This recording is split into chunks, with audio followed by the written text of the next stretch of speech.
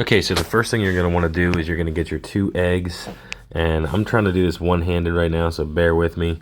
But you're going to want to crack your eggs into your pan, cold pan.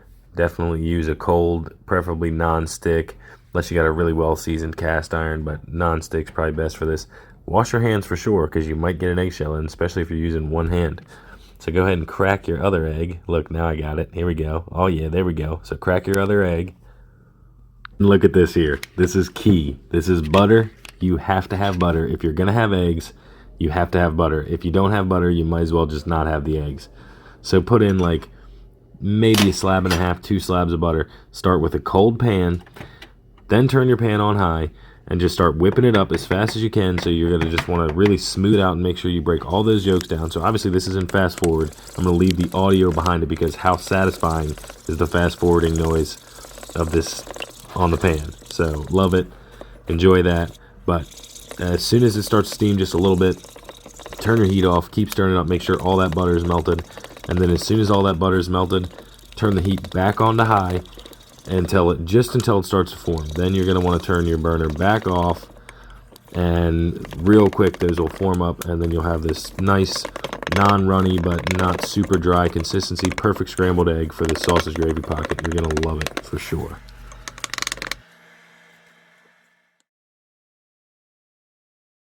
Okay, so sorry for the awful camera work here. I was actually trying to get the camera situated. I don't have a tripod, so I'm trying to get the camera situated on the oven here so that you can actually see what I'm doing. But what I'm doing is I had some pizza dough that I made last night. I saved a little bit, and I'm stretching that pizza dough out so that we can put the egg and the gravy mixture in here.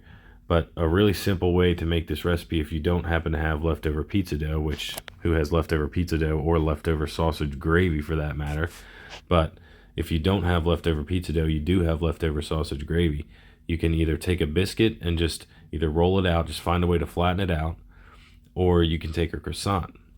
Just make sure, obviously, it's an uncooked biscuit, uncooked croissant. Take them out of the can. With the croissant, just make sure when you kind of unroll it and it's in that rectangular shape, just pinch the little perforated line together so it's kind of smooth. And so this stuff doesn't run out of it when you put it in the oven. But this is definitely delicious with a croissant, definitely delicious with a can of biscuits.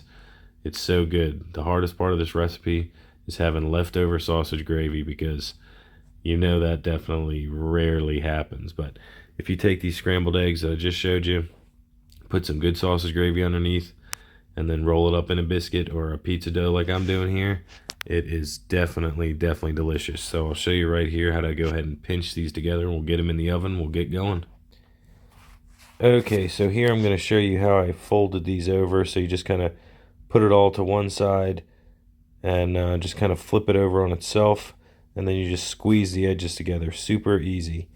Just make sure when you squeeze the edges together there's no space and stuff can't ooze out when you put it in the oven. Then you just take your fork, you go around the first side, go all the way around the little half moon shape there, you flip the thing over, and you take the fork, go all the way around. This adds a nice little design. It also makes sure it's extra sealed so nothing oozes out of there.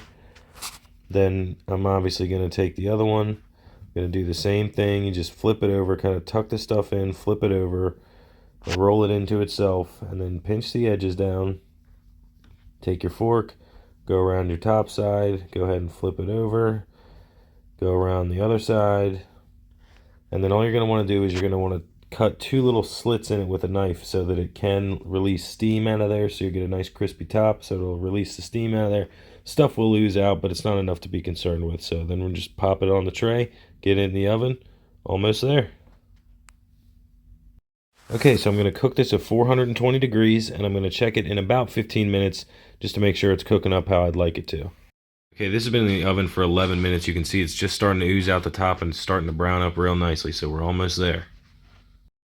Okay, so I ended up taking it out. It had been about 18 minutes. Started oozing out of the top really well, as you can see. It's browned up really nicely, so we're going to crack into this thing. It's going to be delicious. Alright, so as you can see, we're going to go ahead and crack into this thing. It's got a nice crunch. It's nice and brown. Keep in mind, mine is a little darker because I'm using a whole wheat dough, but yours might be a little bit lighter, but you'll still get a nice golden brown. If you really want the thing to shine, you can put an egg glaze on it. but I didn't worry about that. I wanted it to be really easy, really simple. Please, I highly recommend this. It's delicious. Give it a shot. Thank you.